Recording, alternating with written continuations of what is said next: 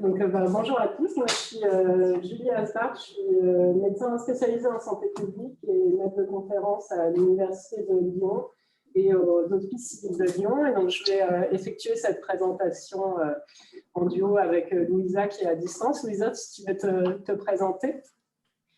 Ouais, bonjour à tous. Donc, je suis Luisa Prado. Je viens de passer ma thèse en recherche sur le service de soins et je suis aussi patiente partenaire. Et je ne sais pas s'il y a d'autres choses qu'il faut que je dise. Et voilà, c'est un peu ça. Non, c'est parfait. On est toutes les deux membres d'une équipe de recherche qui s'appelle Reshape pour Research on Healthcare Performance, qui est une équipe de recherche située à Lyon. Et donc, on va vous présenter aujourd'hui nos réflexions et ce qu'on est en train de mettre en place pour développer le partenariat patient en recherche au niveau de notre équipe. Donc, on n'a pas de conflit d'intérêt en lien avec cette présentation. Donc, pour vous présenter un peu plus précisément le contexte de notre équipe de recherche, en fait, on est une équipe de recherche toute jeune, puisqu'on a été labellisé par l'INSERM très récemment, donc en 2021. On travaille donc principalement sur l'amélioration de l'organisation des soins. On est une trentaine de chercheurs affiliés à cette équipe, avec une part importante de personnes qui ont un profil santé publique, mais également des cliniciens qui sont de diverses spécialités. Donc, on n'a pas une spécificité sur une pathologie précise, mais on travaille de manière transverse sur des projets qui visent à améliorer l'organisation des soins, le parcours patient et les pratiques des professionnels. Notre équipe a deux grands axes de recherche, un qui est plus orienté sur la performance des soignants. Par exemple, comment réduire le stress des professionnels en réanimation, comment améliorer le bien-être des soignants pendant le Covid, etc. Donc, assez centré sur les professionnels. Et puis, un autre axe qui est plus autour du parcours patient, donc qui est... c'est dans cet axe-là que les projets de recherche que je mène ou ceux auxquels Louisa a participé également se situent davantage, où on travaille là plus sur l'autonomisation des patients dans leur parcours, la littératie en santé, la péréquance, et donc des thématiques qui nous ont naturellement amenés à travailler en partenariat avec des patients pour construire nos projets de recherche et construire les interventions qu'on évalue au sein de nos projets de recherche. Et en fait, donc cet axe est plus acculturé au partenariat patient en recherche, pas l'autre axe sur les professionnels, les moins. Et en fait, ce qui s'est passé, c'est que dans notre projet de création de l'équipe INSERM, on avait inscrit la volonté de développer le partenariat patient au niveau de l'équipe. Nous, dans notre axe, on s'est rendu compte qu'on était un petit groupe où on se posait beaucoup de questions et qu'on entend ici aussi sur comment rencontrer les patients, qui peut être patient partenaire, comment mettre en place le partenariat dans nos projets. Et donc, comme chacun travaillait sur des projets spécifiques, on a essayé de réunir nos forces pour avoir une réflexion commune et en fait pouvoir créer comme un guide pour que nous, chercheurs, on sache s'engager dans le partenariat, qu'on ait une façon de faire qui soit un peu homogène et puis qu'on puisse en fait déployer ça dans l'ensemble de nos projets et donc sensibiliser aussi les autres chercheurs qui étaient moins acculturés au partenariat patient. Donc, le travail qu'on vous présente aujourd'hui, c'est plus en amont, comment on a essayé de créer les fondations pour ensuite développer le partenariat patient dans notre équipe. Donc, c'est un travail qui a été collaboratif au départ avec 5 personnes, dont Louisa et moi, et 3 autres chercheurs et doctorants, où on s'est réunis régulièrement pour avancer dans notre réflexion et puis structurer un peu les choses.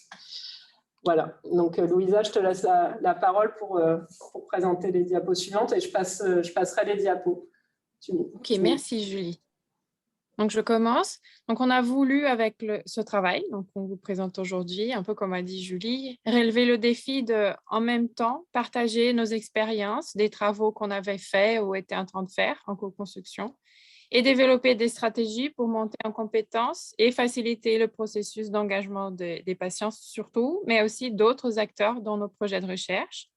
Et bien sûr, au vu de l'importance de l'engagement des personnes concernées dans la recherche, le dernier volet de notre démarche était de mettre le sujet en évidence au sein du labo et contribuer à la culture du partenariat parmi nous. Je peux passer la diapo.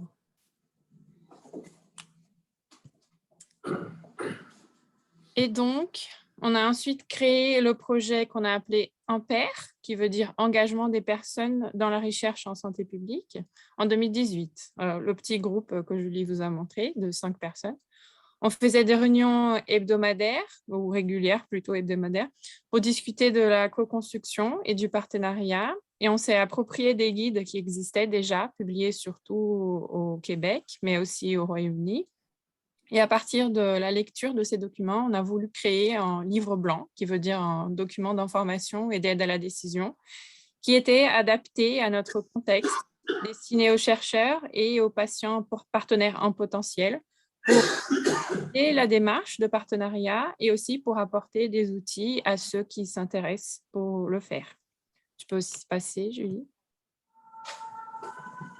Donc, les objectifs de ce document étaient de promouvoir la participation des parties prenantes en tant que partenaires de la recherche, pour les chercheurs de les sensibiliser et les encourager à engager les personnes concernées dans le développement et le déroulement des projets de recherche, mais aussi d'accompagner et outiller également les chercheurs, mais aussi les parties prenantes, telles que les patients.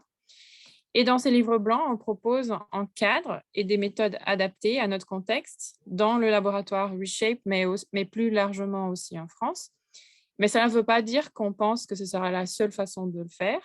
On a voulu rendre disponible ce document et aussi d'autres documents type fiche-outils pour aider la démarche que je vais vous montrer après, et faire une partie de ces schémas vers le partenariat tout en restant flexible aux spécificités de chaque projet. Et bien sûr, le dernier objectif de ce document était d'assurer le respect de l'éthique dans le contexte de l'implication des personnes concernées. Je vais passer, Julie. Donc, on propose dans ce livre blanc une aide à la planification et à la réalisation du partenariat en recherche depuis le tout début de la démarche, en passant par le pourquoi, qui comprend les objectifs du partenariat, le moment, c'est-à-dire dans quelles étapes de la recherche on implique les personnes concernées, la durée, le type d'implication des parties prenantes, qui seraient les personnes à impliquer, combien de personnes, les critères d'éligibilité, entre autres. Et on discute aussi des formats de compensation possibles, des implications réglementaires à respecter jusqu'aux modalités d'évaluation du partenariat. Tu peux passer, Julie. Et dans cette diapo, on voit des exemples qu'on propose dans le livre blanc pour d'abord aider à définir les objectifs du partenariat suivant les étapes du projet. Ici, les objectifs par étape à partir de la conception du projet jusqu'à la valorisation, la dissémination des résultats. Et la prochaine, ouais. On distingue aussi le niveau d'implication allant d'information jusqu'au partenariat selon le niveau d'engagement et d'interaction des personnes concernées dans les équipes de recherche. Et aussi, la prochaine, on présente et on discute les formats d'identification de la population impliquée. De plus, on fournit les fiches outils pour l'identification des patients, pour la présentation de projets, pour les missions proposées, pour l'évaluation de la démarche d'implication. Et je te rends la parole, Julie, qui va présenter la suite.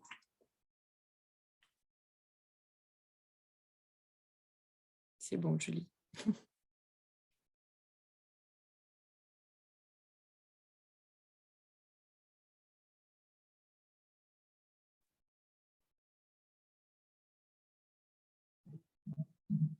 Est-ce que là, c'est bon?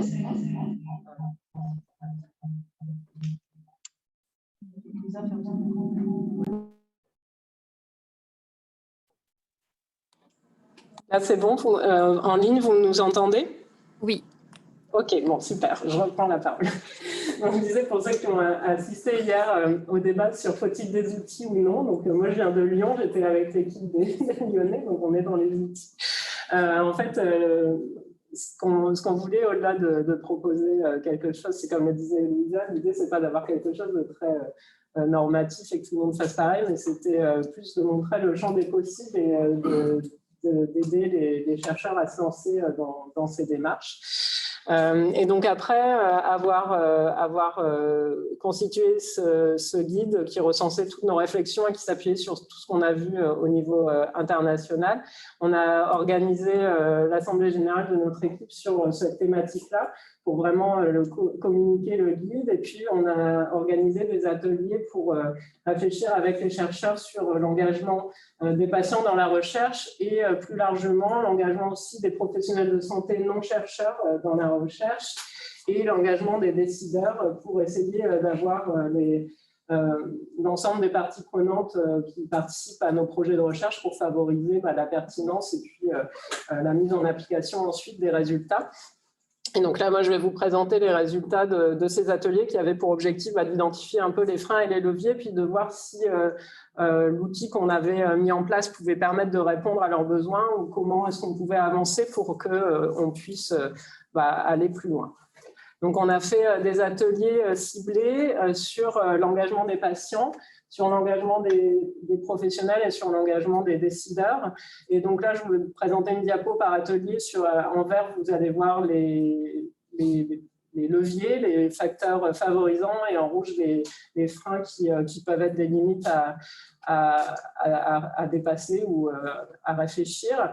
Donc, pour l'engagement des patients, donc dans l'atelier, on avait des patients partenaires, des chercheurs et des soignants qui participaient de manière générale. Il y a un accueil très favorable des différentes parties pour que les patients participent à la recherche avec une vision que la participation des patients permet d'avoir un nouveau point de vue, de nouvelles perspectives et puis d'améliorer la pertinence des projets, leur faisabilité. Ça, c'est quelque chose qui était vraiment admis et tout le monde était d'accord là-dessus. Concernant les freins, il y avait beaucoup de questionnements sur comment identifier les patients partenaires en recherche, parce qu'on n'a pas forcément de structures dédiées ou de personnes qui sont ressources pour aller identifier des patients et pouvoir les solliciter. Comme on est une équipe de santé publique, on n'est pas forcément en contact direct avec les patients, donc à chaque fois, il y a déjà ce travail de pouvoir aller directement à leur contact. Et puis, la difficulté de les maintenir mobilisés pendant toute la durée de la recherche, c'est quelque chose qui est ressorti de la part des patients partenaires, que le projet de recherche est long et donc il y a besoin de pouvoir maintenir le partenariat sur toute la durée du projet.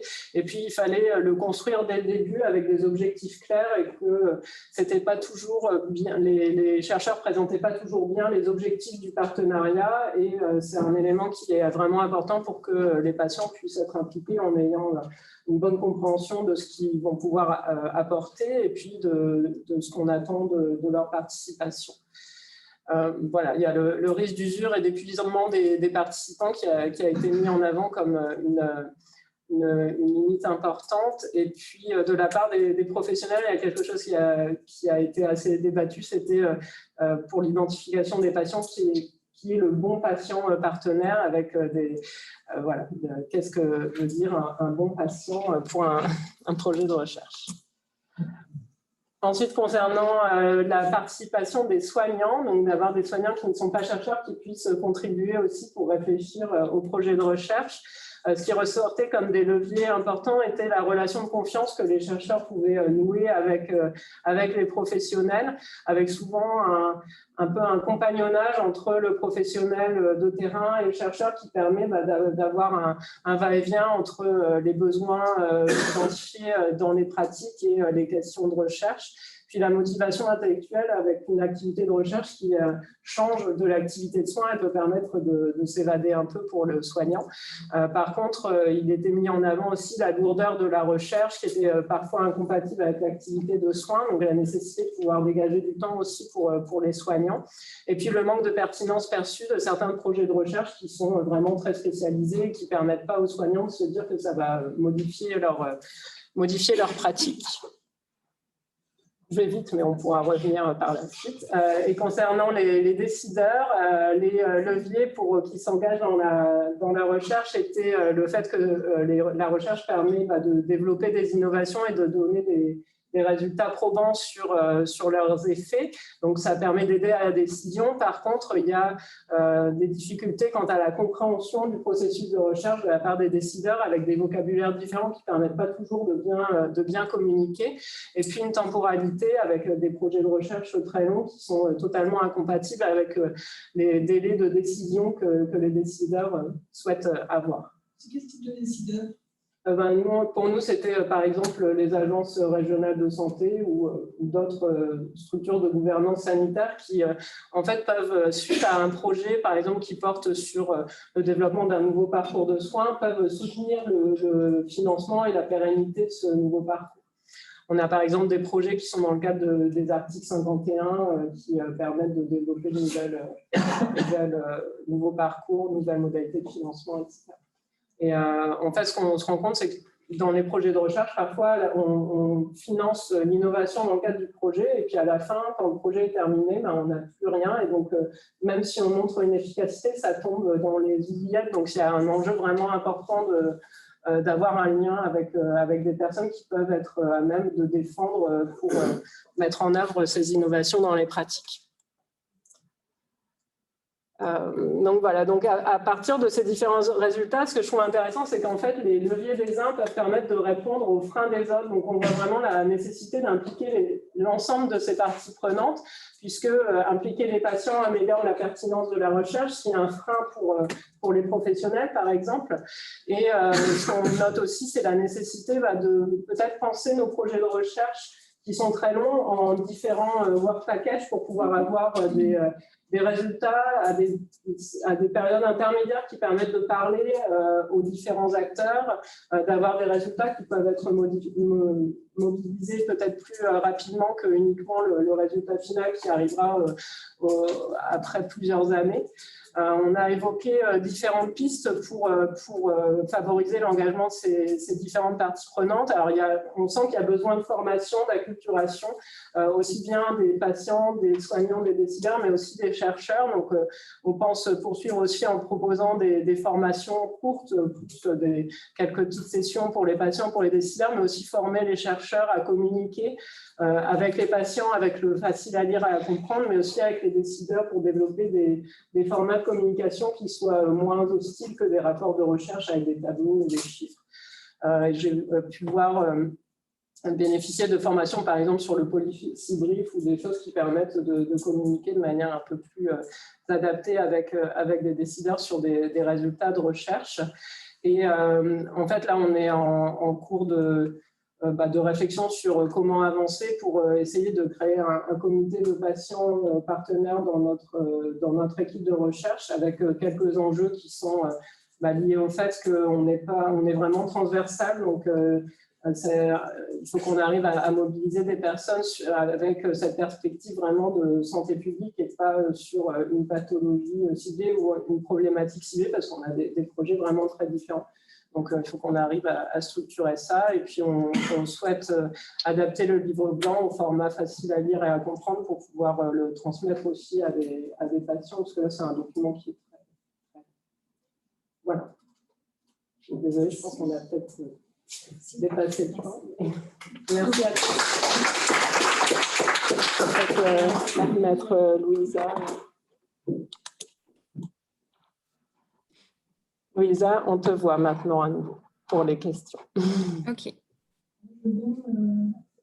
C'est pas vraiment une question, mais si c'est une question. Merci beaucoup. Je suis contente d'entendre tout ça. Et je me pose la question à l'inverse, parce que vous disiez les chercheurs qui cherchent des patients. Et je pense que c'est aux patients qui cherchent des chercheurs. Si j'ai fait l'étude de la recherche sur tel truc, mon savoir expérientiel, c'est telle chose, et je me suis retrouvée scientifiquement. Donc, je me dis comment trouver l'équipe de recherche ou les équipes de recherche qui seraient intéressées par ce sujet et comment faire avancer les choses pour que ça puisse se faire, y compris, j'entends des décideurs tout ça, comment obtenir du financement pour que je puisse consacrer du temps à ça. Alors, c'est vrai que je vais peut-être formuler dans le sens du chercheur qui cherche un patient, mais c'est vrai que c'est une problématique et nous, on est Alors, on est une équipe de recherche à l'université, mais on a des liens forts avec les hospices de Lyon. Où il y a aussi beaucoup de démarches autour du partenariat patient qui se développent. Donc, on est un peu en train de se développer en parallèle, mais il faut vraiment qu'on arrive à se rejoindre pour que justement on puisse mutualiser nos expériences et puis qu'il y ait un lien qui se fasse entre les patients partenaires de l'hôpital et notre équipe de recherche. Donc ça, on travaille aussi. On a beaucoup de personnes qui sont affiliées à l'équipe de recherche qui sont à l'hôpital, donc je pense que ça va être un point fort. Mais après, au niveau de notre équipe, je pense qu'on ne communique pas encore sur cette thématique-là spécifiquement, et c'est ce qu'on aimerait là avec le livre blanc. On est en train de refaire notre site internet, donc il faut qu'on fasse une page spécifique sur le partenariat patient, mais après, je ne pense pas que ce sera suffisant pour qu'on soit connu. Mais c'est sûr qu'on n'a pas encore de personnes qui nous sollicitent, des patients partenaires qui nous sollicitent. Et du coup, moi, par exemple, je suis à Tours. Pourquoi pas travailler en distanciel avec d'autres équipes, mais je ne sais pas comment c'est organisé à l'intérieur. Est-ce que je sais pas, je vais contacter la fac de médecine, je dis voilà, je voudrais travailler sur tel sujet de recherche. Enfin. À mon avis, il y a plusieurs choses, mais il y a, dans un CHU, à Tours, il y a un CHU. Dans un CHU, il y a la recherche. Et dans la direction de la recherche, il y a des orientations stratégiques qui sont prises par l'établissement. Donc, la première chose, à mon avis, c'est déjà, en tant que patient, de prendre contact avec cette direction et de voir si ça correspond à des axes sur lesquels ils ont identifié ou pas. Et puis, à la limite, s'ils ne l'ont pas identifié, est-ce que c'est quelque chose qui va les intéresser parce que voilà, ça peut être quelque chose qui va proposer une démarche interne, etc. Et après, effectivement, il y a aussi le côté laboratoire. Bon, ben là, du coup, c'est plus. Je pense qu'il y aura certainement sur le site aussi de Richel des liens avec les labos qui font, au niveau universitaire, qui font du travail sur ces mêmes thématiques, qui permettront petit à petit de créer un réseau. Après, il y a ce volet-là. Mais il y a vraiment une synergie. D'ailleurs, voilà, c'est des choses qu'il faut qu'on arrive à construire. Et aux hospices, on se lance pour le faire avec la direction de la recherche, avec le pôle de santé publique dans lequel il y a effectivement des services qui travaillent en appui aux cliniciens sur les recherches, etc. Et avec des laboratoires comme Richet, donc quelle stratégie et à quel niveau on met les patients. Sur la définition de la gouvernance, sur la définition des stratégies, des thématiques, et après sur l'accompagnement des projets. À Lyon aussi, il y a une expérience qui a été, l'expérimentation, de créer un pôle patient qui a l'objectif de cartographier un peu tous les patients qui sont enseignants, qui travaillent dans la recherche. Ensuite, ils ont monté à l'image de Grenoble un département de patients, dans lequel ils ont l'objectif aussi de se rassembler, d'enseigner. Donc, comme ça, les doyens et les autres responsables vont interpeller les patients pour pouvoir intervenir soit dans l'enseignement, soit dans la recherche.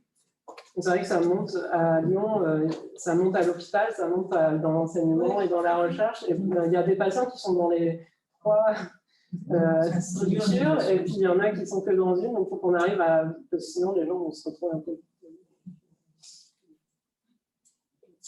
Peut-être qu'on peut prendre encore une question, mais après, on a deux autres présentations. Moi, je voulais apporter une précision, parce qu'en fait, je fais partie de l'équipe de recherche qui est ici, non, et voilà, on commence à deux doctorants justement sur le partenariat patient. Et à Tours, il y a deux personnes qui sont particulièrement intéressées par ce sujet, qui s'appelle Agnès Caille et l'autre qui s'appelle Clarisse Dibao. Elle est médecin généraliste, Clarisse. Agnès Caille, c'est plutôt médecin scientifique. Et en fait, je pense que si vous leur écrivez, voilà, il y a sûrement des projets potentiels. Nous, notre équipe s'appelle Sphère, et pas Michel. Mais en tout cas, il y a forcément des gens qui peuvent être faits. En tout cas, le cadre, Je viens on peut se voir. Merci. Merci beaucoup. Moi, je suis médecin et je travaille depuis un an maintenant sur un projet de soins en partenariat avec les patients et on réfléchit à développer un projet de recherche ensemble. Et du coup, les outils dont vous avez parlé, ils sont accessibles d'une manière ou d'une autre. Pour l'instant, il est en interne, mais l'idée, c'est qu'on le mette sur notre site. Donc après, moi, je peux vous diffuser. Après, c'est une version qui est toujours améliorable. Mais bon, oui, Parce qu'effectivement, je ne sais pas très bien, autant partenaire dans les soins, je ne sais pas très bien, dans la recherche, je ne sais pas très bien. J'espère qu'on va le mettre bientôt en ligne, mais sinon. Merci beaucoup. J'ai une question très simple. Très simple. Wisa, qu'est-ce qui fait que tu es une patiente partenaire éligible à un programme de recherche? Dans tes termes, qu'est-ce qui fait que l'équipe travaille avec toi? C'est le hasard ou la nécessité? Tu as le choix. J'ai pas compris la fin. C'est qu'est-ce qui fait que… Que tu as rencontré l'équipe, que tu es éligible dans l'équipe et que tu co-construis avec l'équipe. Qu'est-ce qui fait que c'est toi qui travailles avec cette équipe-là? Je pense que c'est les besoins de l'équipe, justement. Déjà, ça dépend de les spécificités du projet. Ça dépend de… dans mon cas, j'ai une maladie spécifique, donc ça va dépendre aussi si l'équipe travaille sur cette maladie ou sur des sujets qui m'intéressent aussi. Donc là, il va falloir que ça se rencontre. Et je pense que c'est plutôt… Et aussi, si je suis intéressée par le projet. Donc, si on arrive à être, comment dire, à être bien sur les objectifs du partenariat et sur le sujet de recherche, je dirais que c'est ça qui va définir les critères d'implication. De qualification et de compétences ou uniquement une question de volonté et d'intérêt? Ouais, pour le patient en tant que patient, oui, parce que pas comme chercheur. Donc mais là, moi, j'ai des compétences autres que le fait d'être patiente. Et du coup, ça va dépendre aussi. Est-ce que quelqu'un va vouloir que je sois aussi co-chercheur? Donc, est-ce que je vais mettre aussi mes compétences en tant que docteur en santé publique ou est-ce que ce sera que patient? Donc, ça va dépendre aussi des spécificités du projet. Mais pas pour tous les patients. Ce n'est pas tous les patients qui seront docteurs en santé publique, hein, bien sûr. Mais tu as déjà eu l'expérience d'avoir différents positionnements, en fait. Oui, justement. Au sein du labo, j'ai été aussi représentante des patients. Mais du coup, pour moi, c'est assez spécifique. Enfin, je suis aussi docteur en santé publique. Mais dans le cadre de l'expérience en tant que patiente partenaire, c'était plus lié à la maladie que j'ai et à mon vécu individuel et à l'envie de participer. Donc, c'est ça que je dirais qui sont les choses essentielles. Je ne dirais pas qu'un patient doit avoir une telle ou caractéristique spécifique pour participer à un projet de recherche.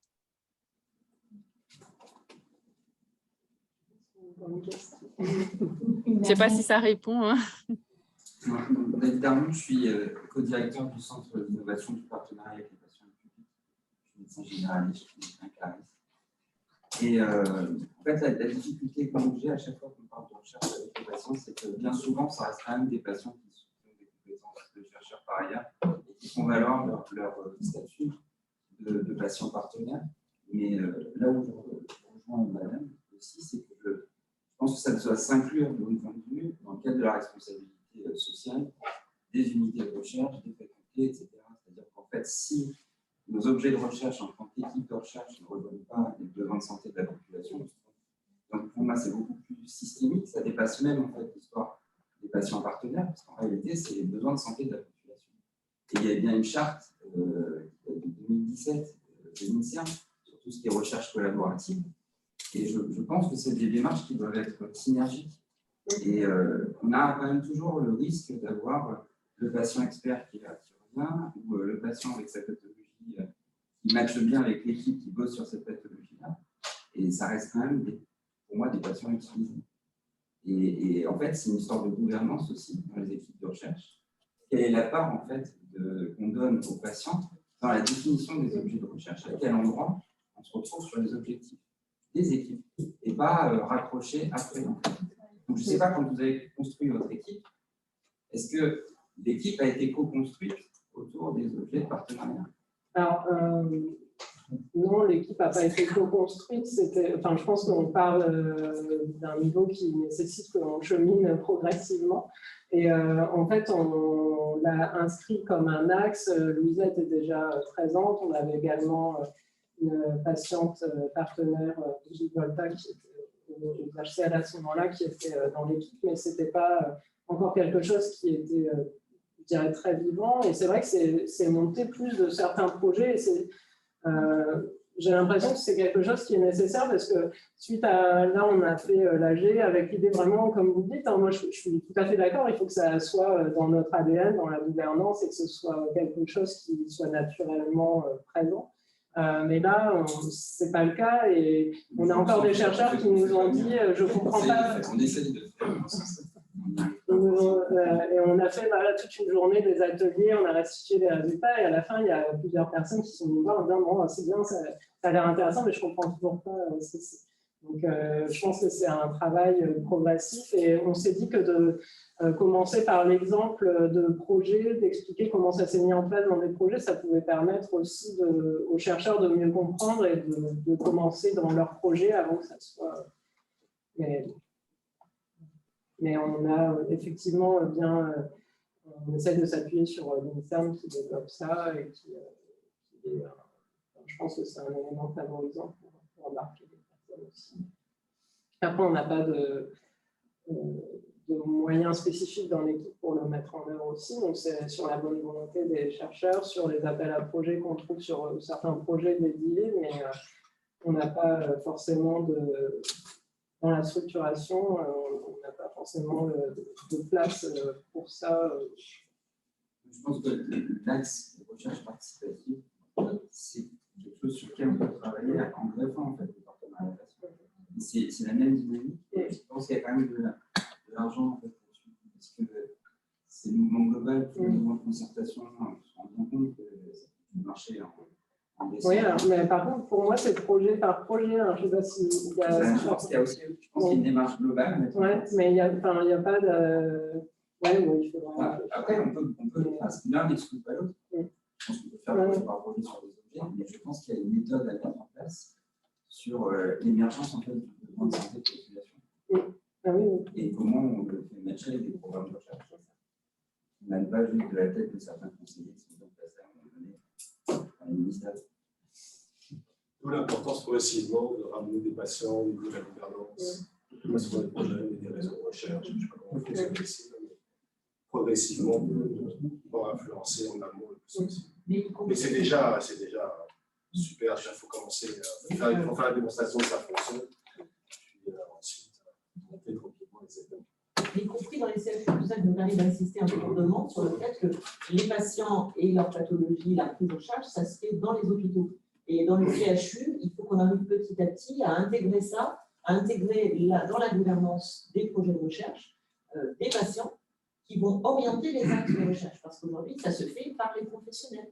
Donc, la reconnaissance ensuite. Donc, on a le versant universitaire qui va accompagner. Et si dès le début, au niveau hospitalier et les CHU, c'est quand même ceux qui sont bien placés pour faire ça. Donc, il faut vraiment qu'à ce niveau-là, on remonte. C'est des places fortes. Hein. À Montréal, le centre de recherche du CHU, ça fait 3 ans seulement. On a des patients au niveau justement de la priorité des axes, etc. Donc, ça fait du temps. Et je reprends l'idée que ça vienne des patients. Et non pas les structures qui cherchent les patients, mais que les patients. Et du coup, ça pose la question de comment on accueille les projets des patients, y compris dans la formation des patients. En fait, que ce soit la formation descendante dans les professionnels forment les patients, que ce soit les patients qui disent nous, on veut se former là-dessus, qui s'auto-forment, qui se reforment, etc. Et que leur projet, en fait, soit vraiment pris au sérieux et de vraiment partir de leur dynamique là et que ce soit une logique d'empowerment continue. Ouais, c'est bon. Là, on est vraiment sur des approches sur lesquelles une communauté vraiment, le problème, c'est les statuts des patients. Parce que quand on veut un projet de recherche, il faut faire la recherche.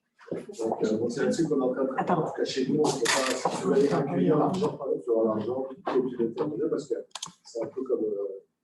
On se retrouve avec des patients qui conduisent des recherches et qui ne gèrent pas l'argent.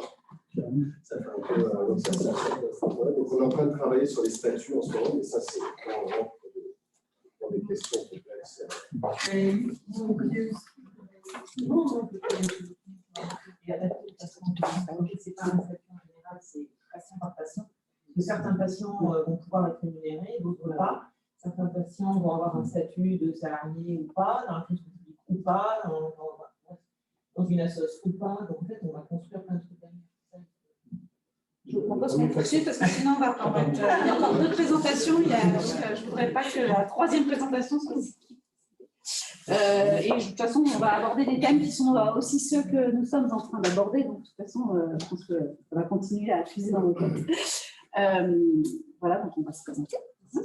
Alors moi, je suis Sylvie Feder, je suis productrice audiovisuelle, journaliste à la retraite et patiente experte, titulaire d'un DU de l'Université des patients Paris-Sorbonne, que j'ai obtenu en 2019, ancienne représentante d'usagers pour la Ligue contre le cancer à l'Institut mutualiste Montsouris à Paris et membre du comité des patients de l'Institut Curie. Et depuis 2 années, patiente chercheuse au sein de l'équipe du projet 3P et aujourd'hui 4P. Je me présente, donc Sandrine de Montgolfier. Donc moi, je suis maître de conférence en éthique médicale et sociologie de la santé, titulaire de la chaire de recherche démocratie sanitaire et engagement des personnes concernées par le cancer, financée par l'INCA à l'université AMU à Marseille et l'Institut Paoli-Calmette. Fin septembre 2019, le Cancéropole Île-de-France et l'Université des patients ont organisé un petit déjeuner décalé. Décalé parce qu'il se passait l'après-midi, ça c'est l'anecdote. Ils renouvelaient ainsi une expérience qui avait été faite l'année précédente, qui était de favoriser l'émergence d'un projet de recherche pluridisciplinaire et co-construit.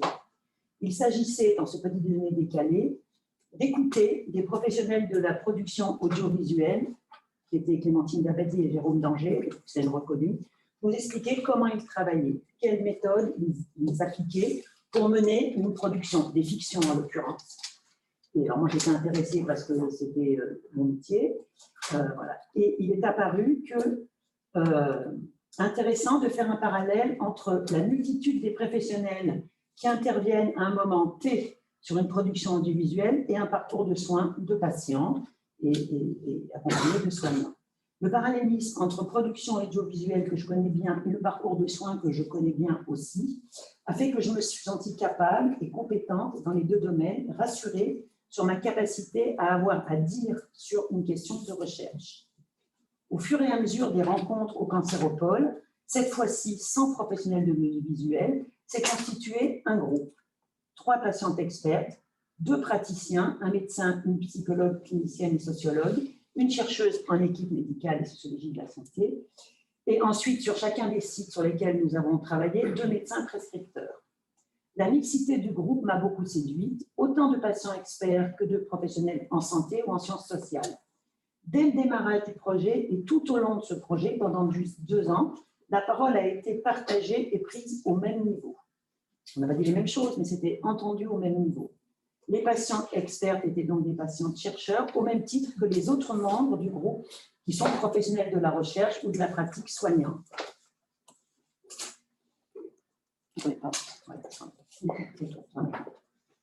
Alors, les premières réunions se sont passées en présentiel au siège du Cancéropole.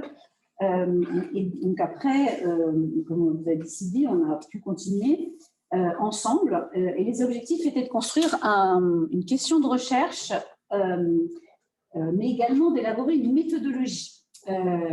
Puisque l'objectif, si nous y arrivions et si nous trouvions ensemble un projet de recherche pertinent pour l'ensemble des participants, l'idée était de déposer un projet de recherche au Cancéropole de France pour avoir un financement.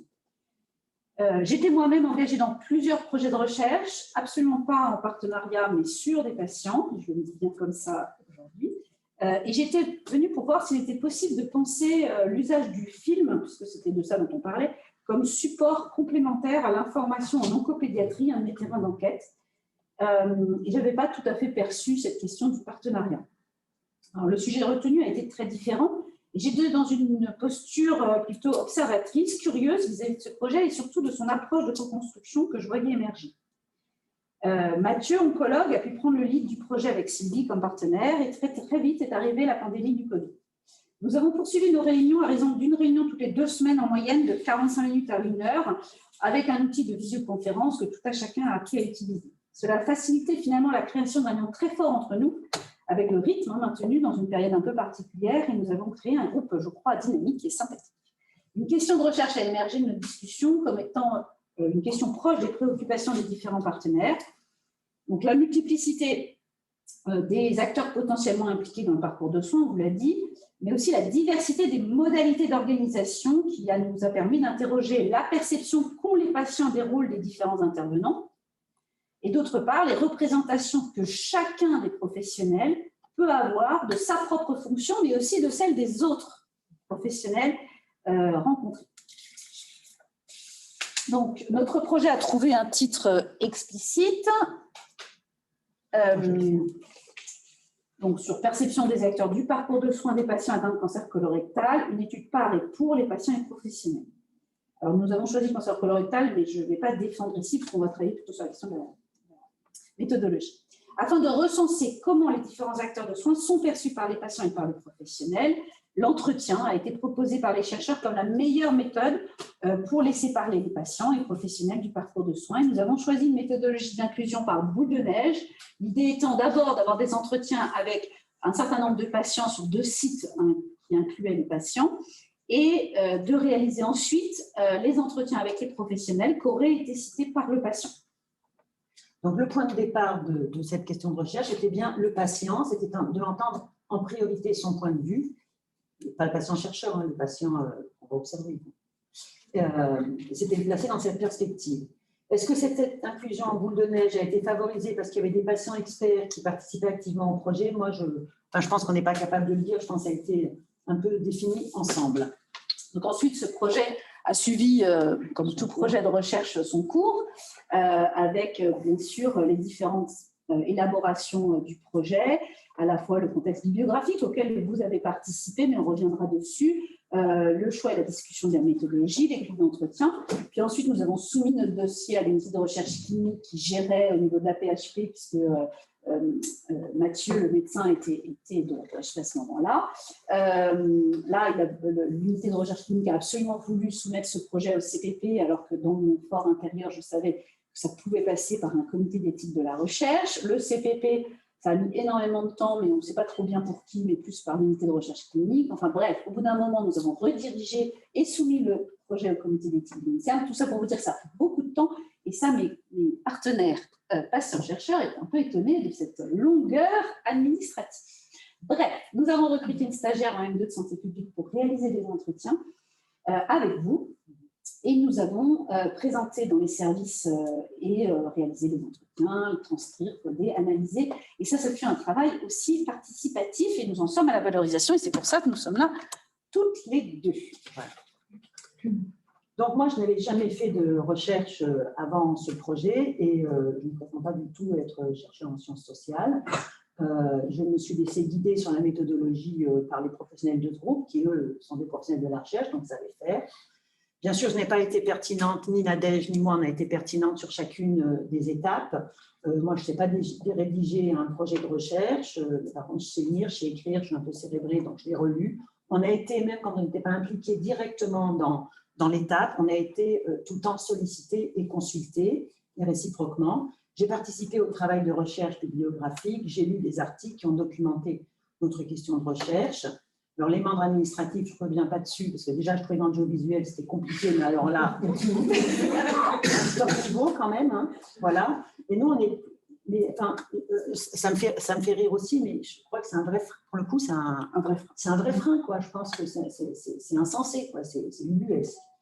Alors, nous, on est plus particulièrement intervenus et seuls, sans les chercheurs et sans les soignants, sur élaborer les grilles d'entretien patients et professionnels. Quand il a fallu recruter des stagiaires, on a été associés. Alors là, ce n'était pas mes compétences de patiente, c'était mes compétences professionnelles. J'ai eu à recruter dans mes professionnels. Donc je sais faire un processus de recrutement, peu ou prou, je sais faire. On a fait des séances de training avec la stagiaire qu'on avait recrutée pour la préparer à s'entretenir, notamment avec les patients. On avait des patients en différentes étapes, notamment des patients qui avaient appris, il n'y a pas si longtemps que ça, qu'ils avaient un cancer. Donc c'est un moment où on est quand même chaviré.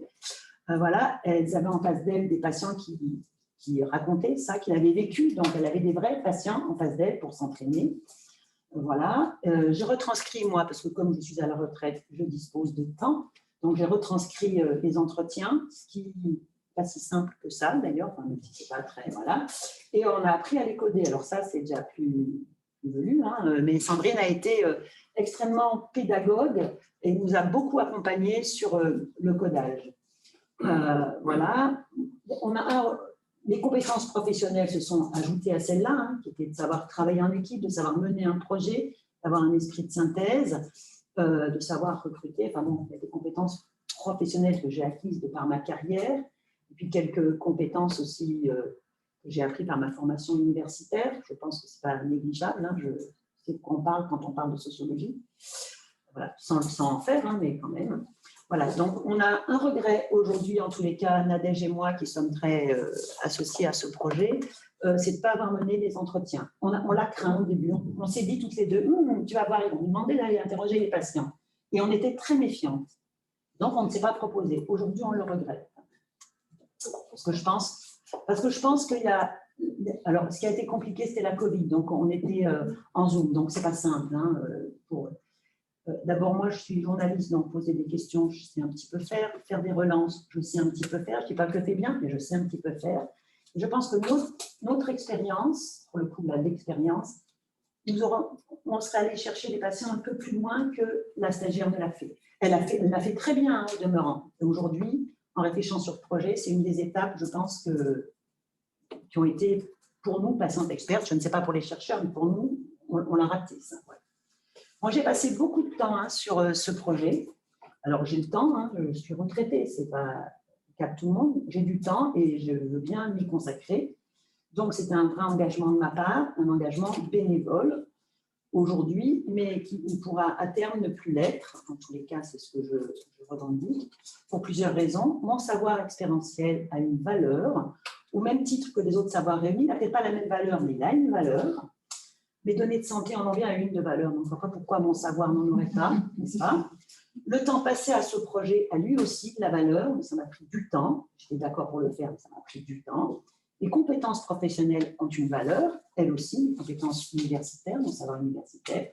Et je trouve que tout travail, ça c'est une position idéologique, hein, mais c'est la mienne en tous les cas, mérite rémunération. Je ne sais pas sous quelle forme, mais voilà, je considère que dans ce groupe et pour ce projet, j'ai fourni un vrai travail, qui n'est peut-être pas optimal, qui peut s'améliorer évidemment, mais c'est un vrai travail.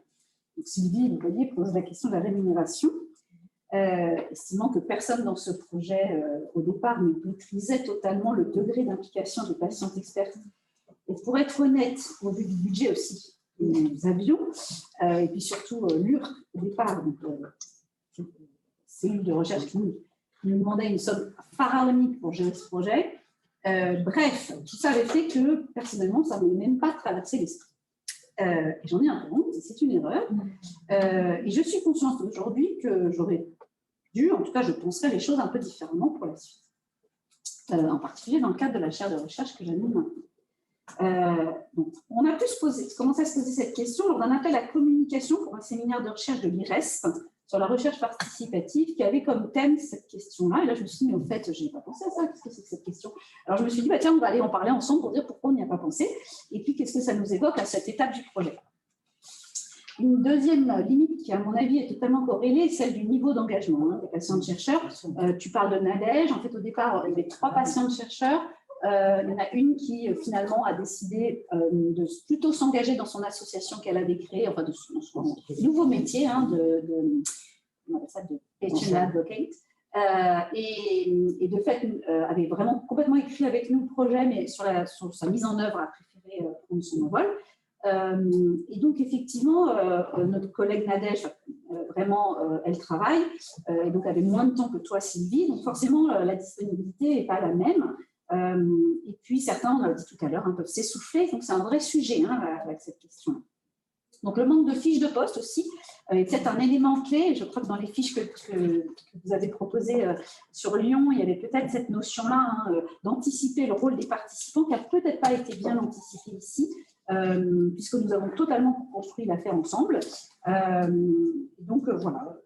Donc, dans les nouveaux projets que nous démarrons, qui est la suite de 3P, qui va s'appeler 4P, financés dans le cadre d'une recherche interventionnelle en santé, nous allons y penser plus avant.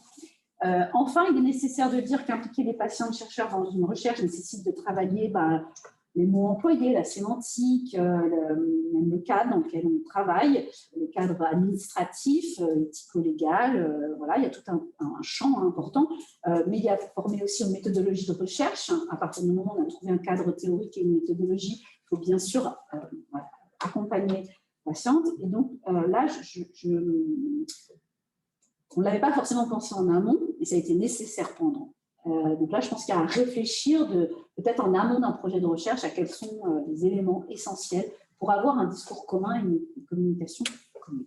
Alors, dans les perspectives, je viens de vous citer le projet 4P, qui est donc financé en risque en cas 2022, sur toujours la notion de proposer des améliorations du parcours de soins par des actions co-construites, avec vraiment une description à la fois des méthodologies qui seront employées, et ça se basera sur 5 sites en France normalement. Je crois qu'on a fini, non? Non, ça, non. Ça, non, c'est pas le propos là.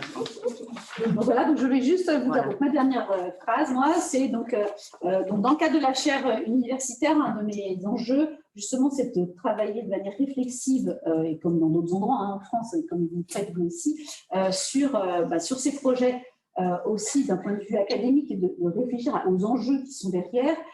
Les conditions, par exemple, de la réussite d'un projet de recherche co-construit, les bénéfices et les limites de ces partenariats pour le projet en tant que tel, en particulier dans le cadre des recherches interventionnelles, et puis bien sûr, qui sont ces patients-chercheurs, comment les intégrer, quels besoins pour les intégrer au mieux, comment les trouver. Donc là, il y a vraiment un enjeu qui est aussi conceptuel et qu'on a déjà discuté tout à l'heure en deuxième discussion. Alors, je vous remercie. Merci.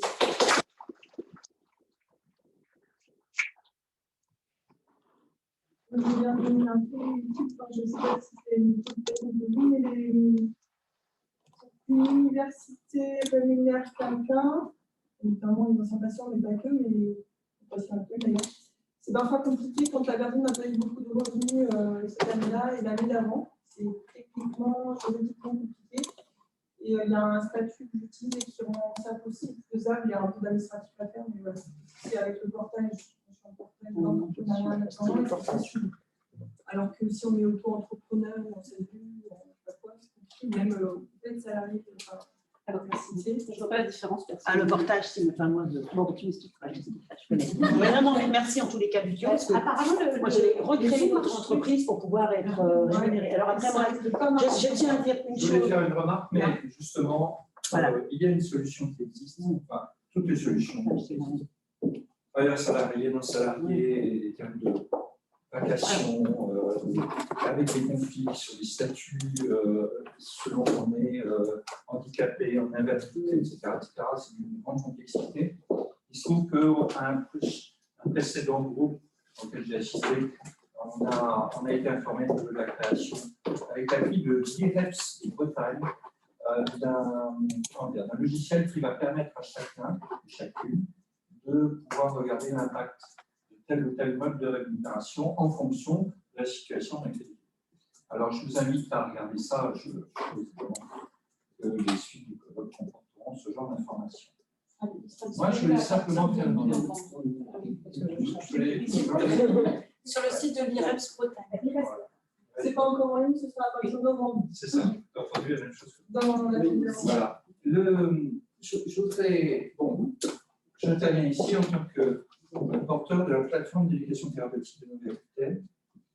Et je vais vous dire autre chose, c'est qu'on ne s'intéresse pas du tout, et pas simplement à l'ETP, on s'intéresse au rôle global de ce que nous appelons des usagers partenaires. Je le dis, je le répète, il n'y a pas que des patients qui sont des partenaires. Il y a également des proches qui sont des partenaires, il y a également des nœuds en situation de handicap, etc. Le terme réducteur patient m'agace d'autant plus que je le signale, un patient, c'est un malade. C'est un malade dans l'œil d'un médecin, d'un professionnel de santé. Et moi, je suis désolé, mais je suis malade pour moi-même. Bon, ceci précisé, je voudrais juste vous dire 2-3 points rapides. La première chose, c'est que ce système de santé est considérablement émietté. C'est-à-dire qu'en réalité, on voit bien que à Lyon, à Paris, à Tours, à Bordeaux. Il y a des initiatives locales qui ne sont pas mutualisées. Elles ne sont pas mutualisées. Et ça à titre personnel, ça me gêne énormément. Moi qui viens du monde de l'ETP, il y a 22 manières de pratiquer l'ETP selon l'influence de l'ERS. Bon. Or, un des problèmes majeurs, et c'est un sujet de recherche intéressant, serait de savoir quelle est l'efficacité de l'ETP. Ce projet de recherche, ça fait très longtemps qu'on ne le fait pas. Et quelle est la plus-value d'un usager partenaire en éducation thérapeutique des patients? Voilà, ça c'est des projets de recherche intéressants. Et moi j'imagine, parce que je rêve, parce que de temps à autre je quitte la France, et je me dis dans le monde, peut-être qu'il y a des gens qui savent travailler de façon coopérative entre institutions, entre financeurs, etc., pour porter ce type d'initiative. Moi je vous le dis, il faut, pour rebondir sur ce que vous disiez tout à l'heure, une bonne action de recherche, c'est quoi? C'est fait en fonction de l'intérêt général. C'est vraiment une question d'intérêt général. Et j'imagine qu'on puisse se mettre en réseau pour travailler sur ces questions-là. Moi, je le dis à toutes les personnes qui sont ici et qui représentent des institutions, êtes-vous d'accord? Les universités des patients, aujourd'hui, il y en a 5-6 en France. Il y a quelque chose du côté de Nice, j'ai entendu dire. Du côté de Marseille, du côté de Lyon, du côté de Bordeaux, voilà. Tout le monde s'entretue. C'est des fièvres. Je ne suis pas d'accord. Je suis désolé, mais je n'aime pas ça. Ce n'est pas ma conception de la démocratie. Je vous remercie. Merci beaucoup. Dans un tout petit champ que celui de la cancérologie, donc un cas a financé cette chaire de recherche, peut-être pour essayer d'observer, de lire ce qui se fait, de faire un bas et de vivre peut-être quelque chose. Mais vous avez bien raison, il y a malheureusement des chapelles qui se battent et chacun, voilà. Maintenant, il y a quand même, par exemple, dans ce champ-là, vous savez, alors je ne sais pas si vous savez, mais en cancérologie, il y a la fois ce qui se passe dans les CHU, il y a la fois ce qui se passe dans les CLCC. Et les CLCC ont cette dynamique quand même de pouvoir mutualiser leur expérience. Et ça peut peut-être quand même aider, en tout cas c'est ce que je vois, ce que j'observe. Bien sûr, ça ne va pas jusqu'au CHU, enfin jusqu'au service d'oncologie dans les CHU, mais c'est peut-être intéressant. Alors, il y a peut-être un peu d'espoir de ce côté-là. Et puis moi, je trouve que tout ce que fait la Haute Autorité de Santé, il y a aussi des choses intéressantes à observer. Je pense qu'il faut qu'on arrive, nous, à faire remonter, vous avez raison. Alors, par contre, cette question de l'évaluation, alors moi, elle me tient très à cœur. Et je souhaite pouvoir aller jusqu'à l'évaluation dans un champ qui est celui de la cancérologie, sur l'évaluation du bénéfice, justement, de l'intérêt de travailler avec ces personnes engagées contre le cancer, puisque le terme que je préfère, c'est effectivement celui-là. Mais par contre, certains revendiquent le terme de patient expert. Je pense qu'il faut aussi laisser à chacun sa dénomination. Je pense que c'est très. Alors moi, je n'ai aucun souci à me définir comme une cancéreuse, point barre. Il se trouve qu'on a travaillé sur le cancer colorectal, qu'aucune des patientes expertes dans ce. Il y en a certaines qui s'appellent patientes, enfin aucune des patientes, on va faire court, n'est atteinte d'un cancer colorectal. On a travaillé sur un parcours de soins que nous n'avions pas vécu, mais d'être patient-chercheur, c'est pas forcément témoigner de son expérience, c'est quand même plus, c'est quand même avoir réfléchi, avoir un peu conceptualisé, c'est un peu documenté. Je voudrais aussi dire que tous les patients, experts, partenaires, ressources, traceurs, nanana, on ne peut pas tout faire, on ne peut pas être partout, on ne peut pas être dans l'éducation thérapeutique, on peut pas être. Moi, je ne me sens pas capable d'accompagner un patient. Je ne saurais pas faire, ça me déstabilise trop. Voilà, l'éducation thérapeutique, je ne sais pas. Être représentante d'usagers, ça m'a fortement déçue, lassée et déçue. Oui, mais alors après, je suis allée un peu chercher un peu partout, et puis après, j'ai de l'appétence un peu intellectuelle, je veux dire, ça m'intéresse la conceptualisation. Donc, je me suis dit, tiens, et l'opportunité a fait que Cancéropole Île-de-France et l'université qui m'a formée, qui m'a donné un diplôme, formé un grand nom aussi, voilà, a créé un contexte qui a fait que, hop, on s'est rencontrés, quoi. Alors après, c'est un peu, on a fait un peu au doigt mouillé au début, on dit comment ça va le faire, il n'y avait pas de processus réfléchi en amont. Le groupe s'est structuré un peu spontanément, je pense que les personnalités jouent aussi, on s'est bien entendu, il n'y a pas eu de dominant fort à des différents moments, il y avait des leads. Voilà, on a su s'entendre, s'écouter. Les chercheurs ont fait preuve de beaucoup de patience à notre égard. Et nous avons, nous, patients, aussi pu dire des choses, pu corriger des visions, pu dire non, mais là, peut-être pas tout à fait comme ça que ça se passe. voilà, sans agressivité. Enfin voilà, en étant dans un espace aussi de confiance, on était peu nombreux. Et la Covid nous a vachement aidés, ça je dois dire pour le coup. On était tous des Parisiens. Oui, mais à Paris, on ne se réunit pas.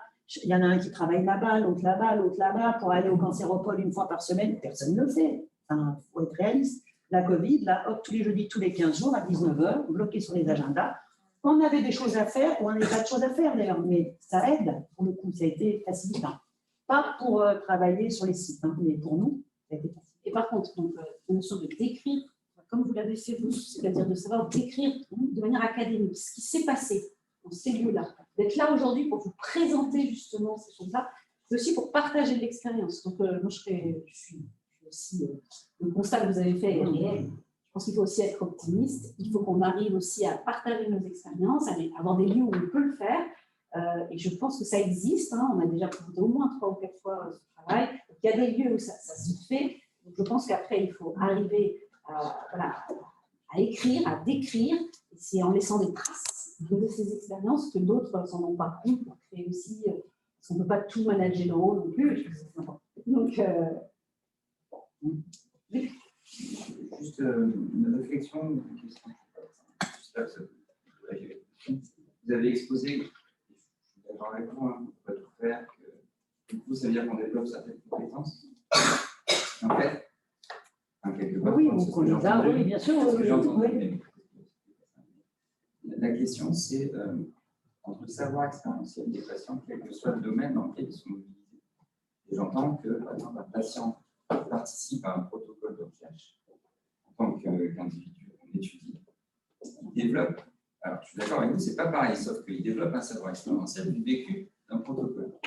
Moi, ce savoir-là, il m'importe, en tant que chercheur, pour être au plus proche de l'adhésion des patients à ces protocoles-là. Donc, il y a une place pour le savoir expérientiel, sans formation, à la recherche. Oui, bien sûr. Oui, non, je ne suis pas du tout. Non. Mais...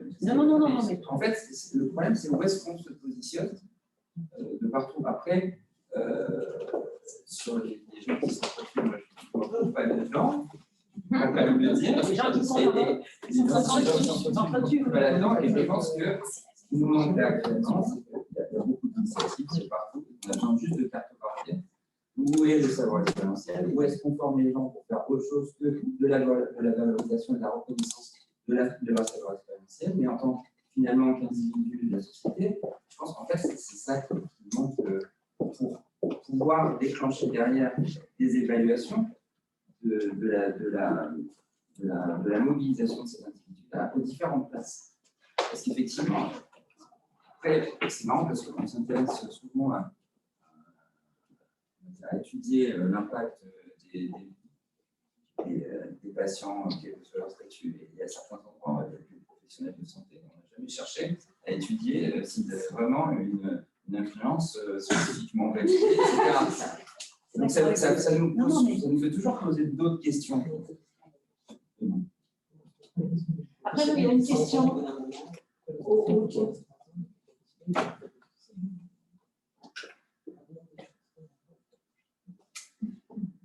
C'est pour ça qu'à plus le CHU, pour moi, c'est pas toujours évident.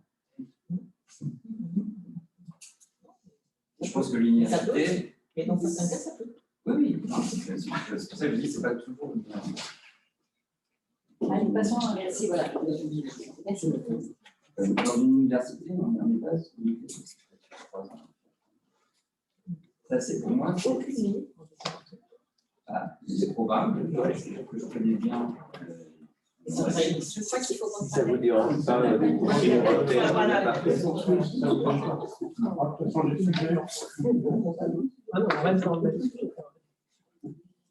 on va vous présenter un projet où là le patient n'est pas dans la recherche, alors il est, mais il est aussi en amont de la recherche. On va vous présenter un projet où on a impliqué les patients dans la construction d'un appel à projet.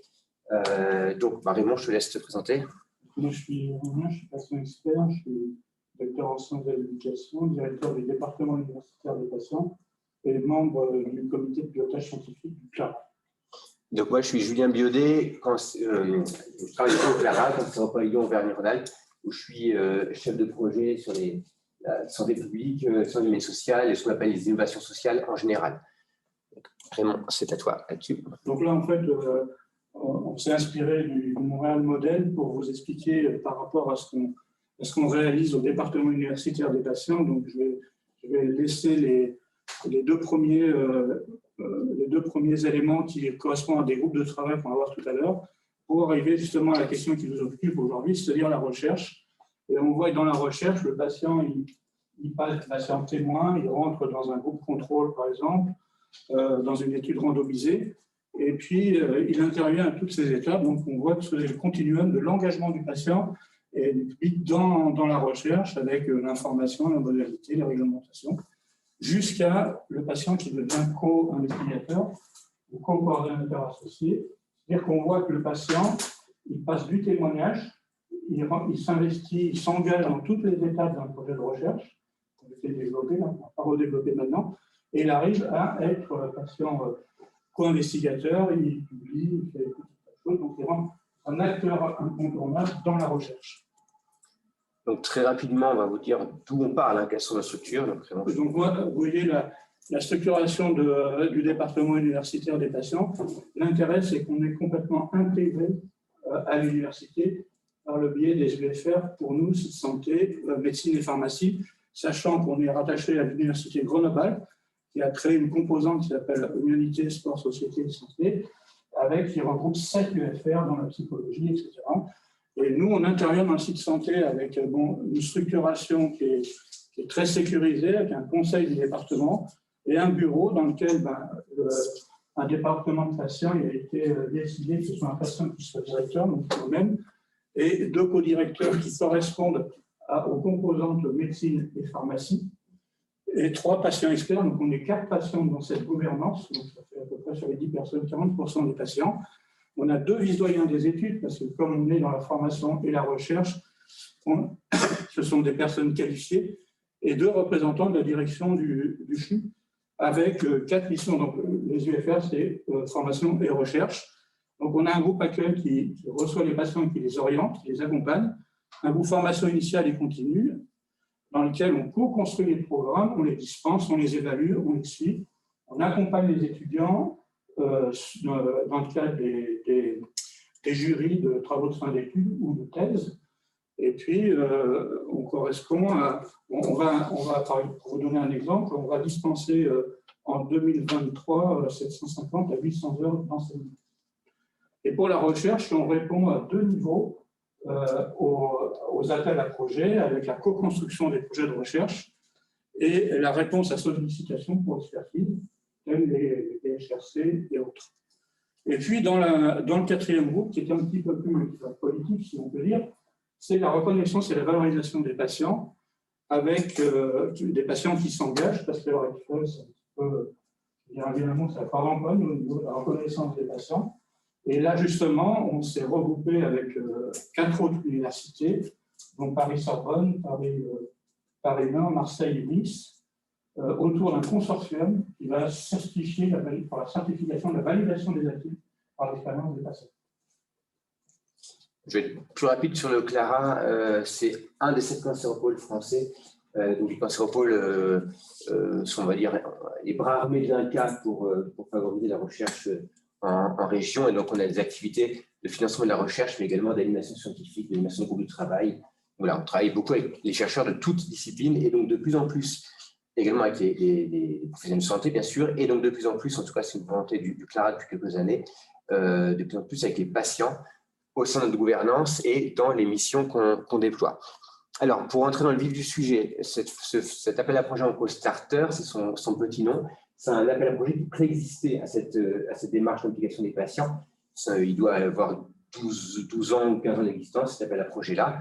Et pour vous en donner le dimensionnement, c'est un appel à projet qui, depuis le début de sa création, finance des projets à hauteur de 40 000 € sur 12 mois et ouvert à toute discipline scientifique, donc des sciences humaines et sociales, la biologie moléculaire, en passant par la chimie et les mathématiques.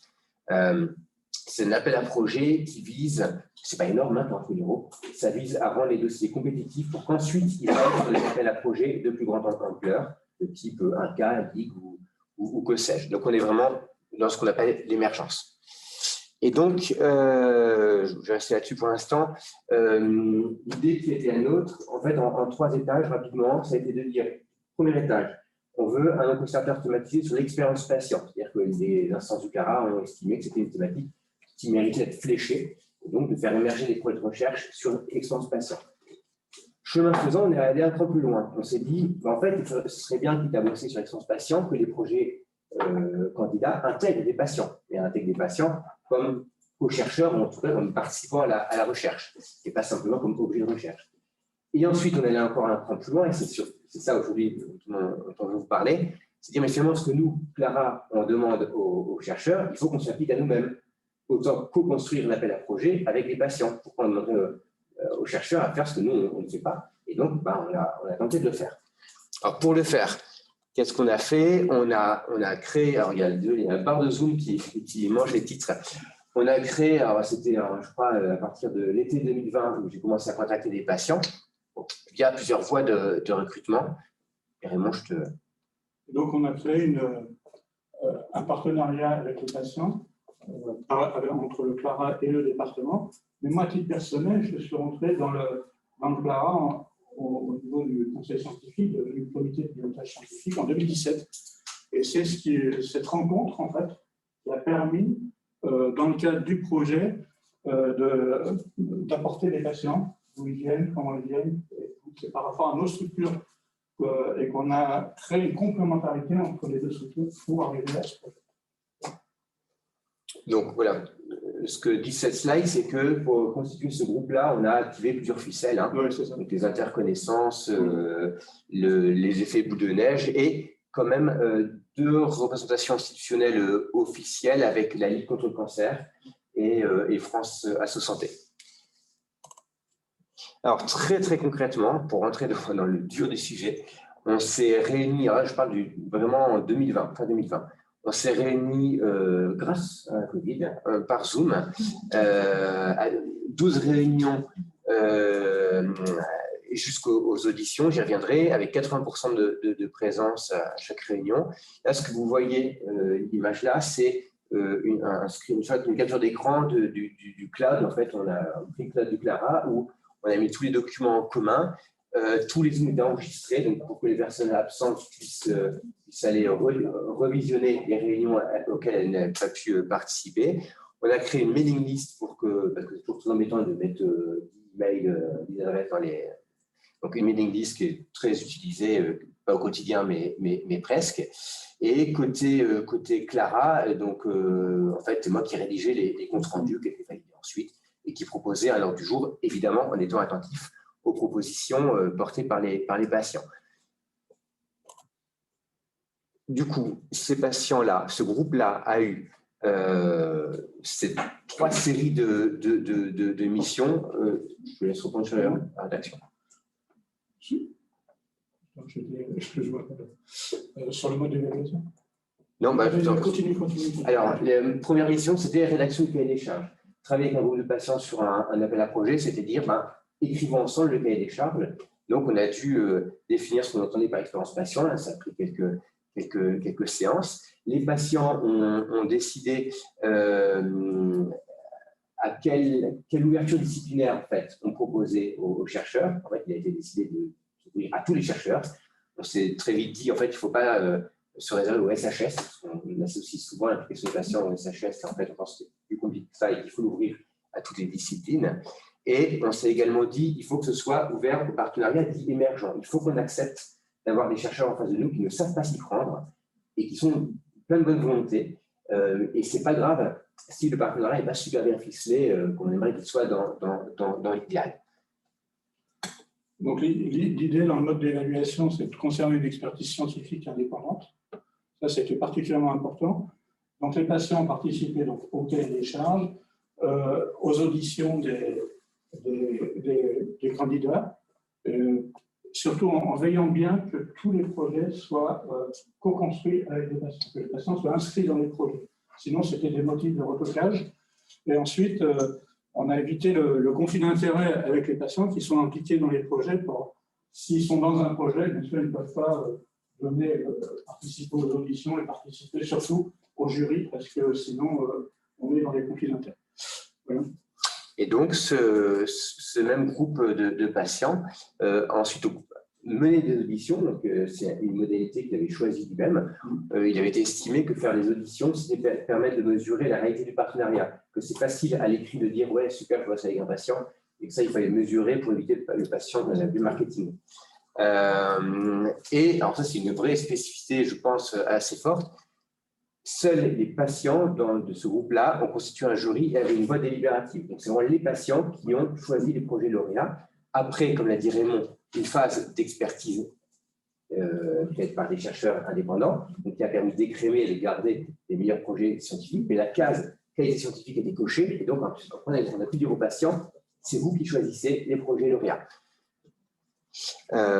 Et donc tout ça, donc, ça a été suivi, oui. Et ensuite, une fois que les projets sont lauréats, on a dit au CLARA de suivre les projets au moins 3 fois, au lancement, à mi-parcours et à la clôture. Et donc là, maintenant, on implique les patients aussi dans le suivi des projets. Il y a eu deux ajustements opérés entre 2021 et 2022. Vas-y, Raymond. C'est juste quand il y a eu les auditions, on avait remarqué qu'il y avait des difficultés d'expression peut-être des chercheurs et tout, donc on s'est posé la question, mais est-ce que ça ne vient pas de nous, de la question qu'on pose au départ?